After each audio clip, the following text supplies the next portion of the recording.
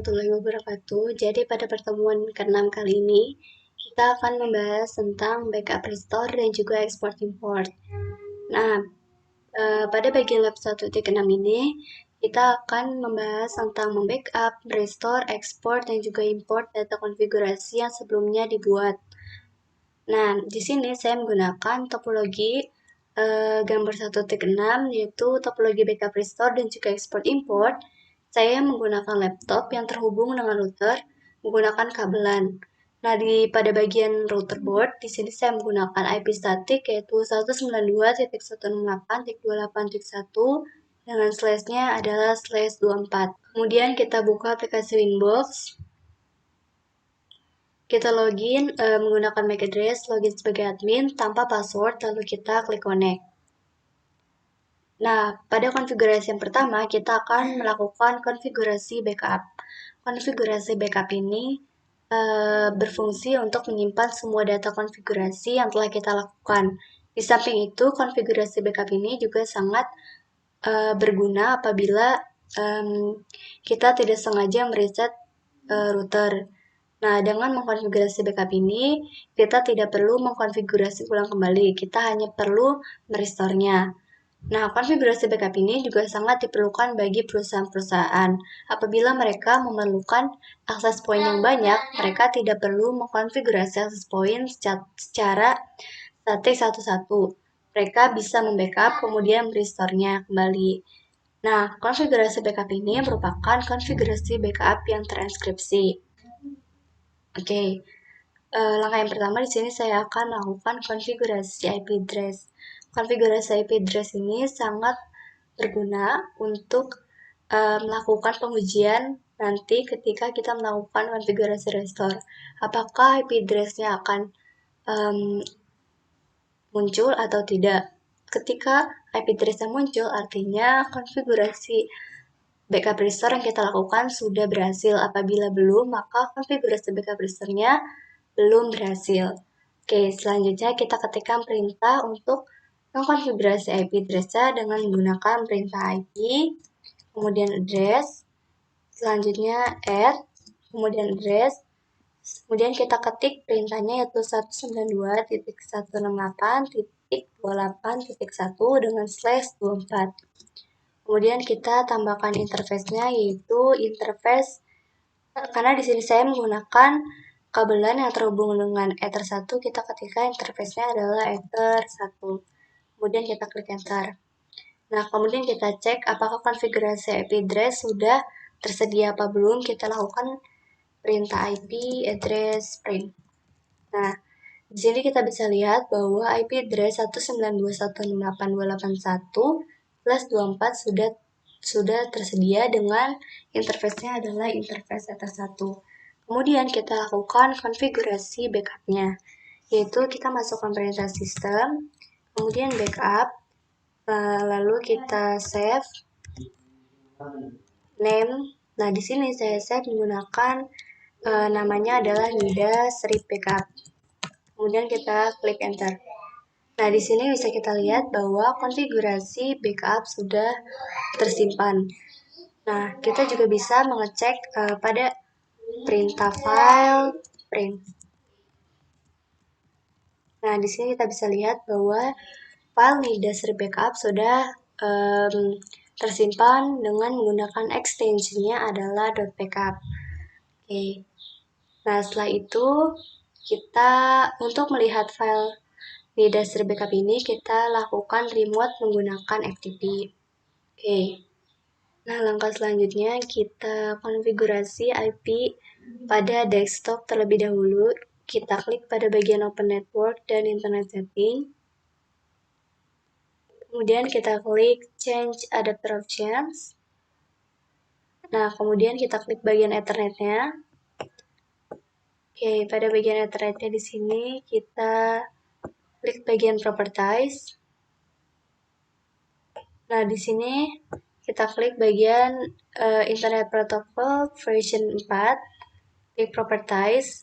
Di sini kita masukkan 192.168.28.20.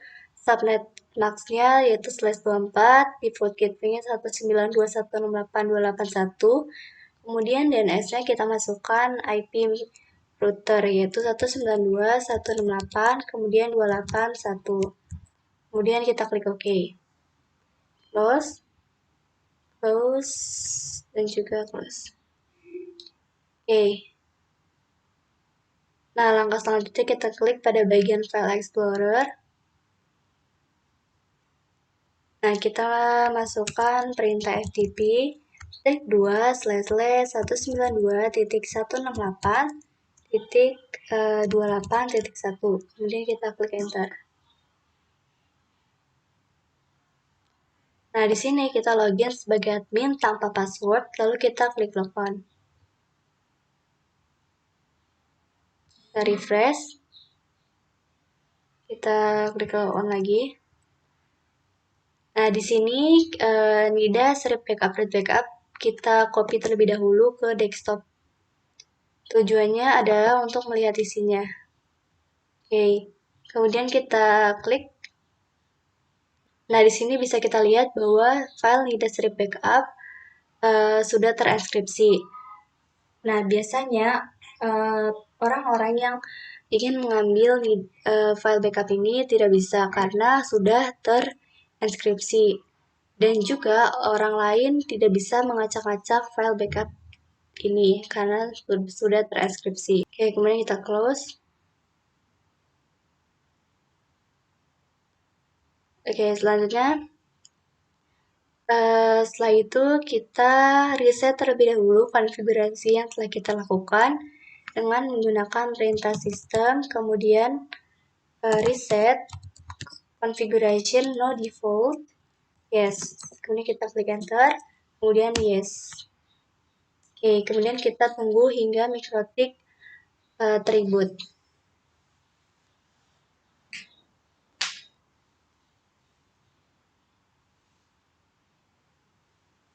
Setelah itu kita tunggu beberapa saat.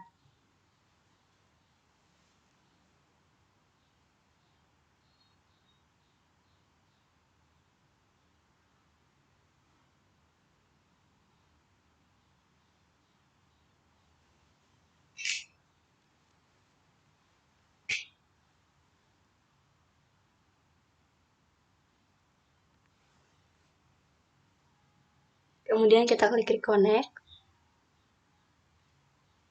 Oke, setelah itu kita sebelum melakukan konfigurasi restore, kita cek dulu apakah masih tersisa konfigurasi yang kita lakukan tadi dengan menggunakan perintah IP address spring. Nah, di sini bisa kita lihat bahwa konfigurasi IP address sudah terhapus. Nah, selanjutnya kita restore terlebih dahulu paket backup yang sudah kita buat tadi dengan menggunakan perintah sistem, kemudian backup, load, kemudian name-nya yaitu adalah NIDA strip backup, kemudian tambahkan extension-nya yaitu .backup. Kemudian kita klik enter. Kita klik enter saja karena kita tidak menggunakan password.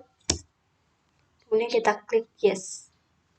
Nah, kita tunggu hingga terrestore dan juga nanti MikroTik akan reboot.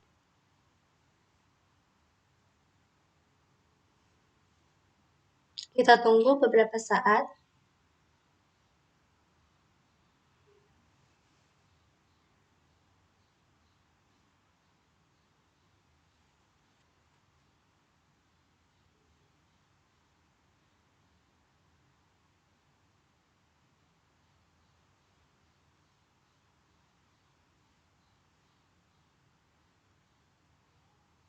Kemudian kita klik reconnect.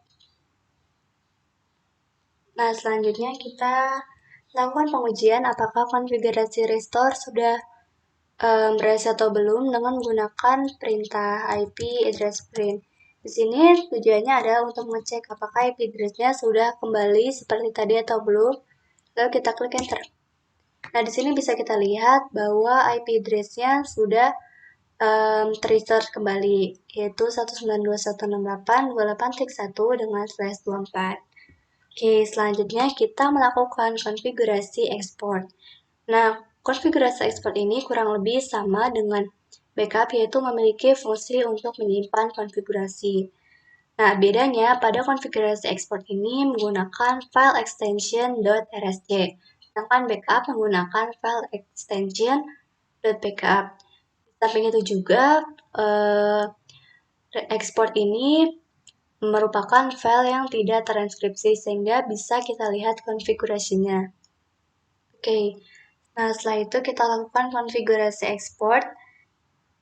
Selanjutnya kita ketikkan perintah ekspor, kemudian file.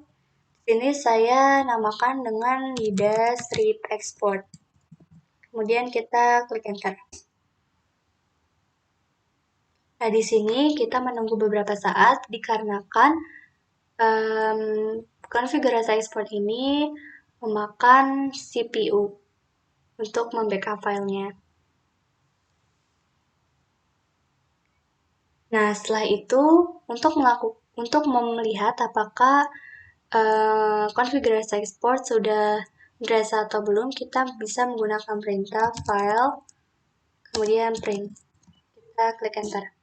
Nah, di sini bisa kita lihat bahwa file nida-export.rsc sudah terbuat. Oke, selanjutnya kita untuk melihat file nida.export ini kita bisa menggunakan FTP sama seperti yang tadi. Kita refresh saja. Nah, kemudian kita copy file yang nida strip export. Kita paste. Nah, kemudian kita buka filenya. Nah, di sini kita bisa melihat secara jelas konfigurasi yang berada di nida strip export ini. Di sini bisa kita lihat bahwa kita menggunakan IP address 192.168.281/24. Oke. Nah, konfigurasi ekspor ini kurang aman apabila dilakukan oleh perusahaan-perusahaan. Karena jika tidak terenkripsi, maka orang lain bisa melihat konfigurasi yang telah kita lakukan. Oke. Setelah itu, kita lakukan konfigurasi import. Namun sebelumnya, kita reset terlebih dahulu konfigurasi yang telah kita lakukan di Mikrotik dengan menggunakan perintah system, kemudian reset, configuration no default, yes. Kemudian kita klik yes untuk melanjutkan reset konfigurasi. Kita tunggu beberapa saat hingga Mikrotik terreboot.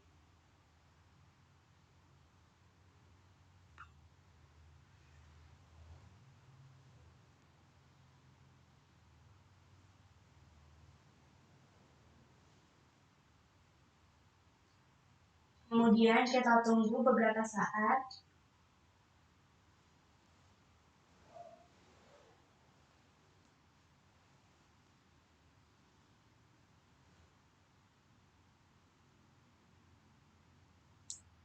Kita klik reconnect. Nah, selanjutnya kita gunakan perintah IP address print untuk mengecek apakah masih terdapat sisa konfigurasi yang telah kita lakukan. Nah, di sini bisa kita lihat bahwa IP address sudah tidak ada lagi. Kemudian kita lakukan konfigurasi import untuk mengimport file yang tadi kita telah buat, yaitu dengan menggunakan perintah import, kemudian file, name yaitu nida strip export, dan juga extensionnya adalah rsc. Kemudian kita klik enter. Nah, di sini bisa kita lihat bahwa file sudah terimport. Oke. Nah, setelah itu kita bisa melakukan pengecekannya pada bagian IP address print. Kita klik enter. Nah, di sini bisa kita lihat bahwa pengembalian IP address sudah berhasil. Artinya, konfigurasi import juga sudah berhasil. Oke, sekian presentasi dari saya. Terima kasih.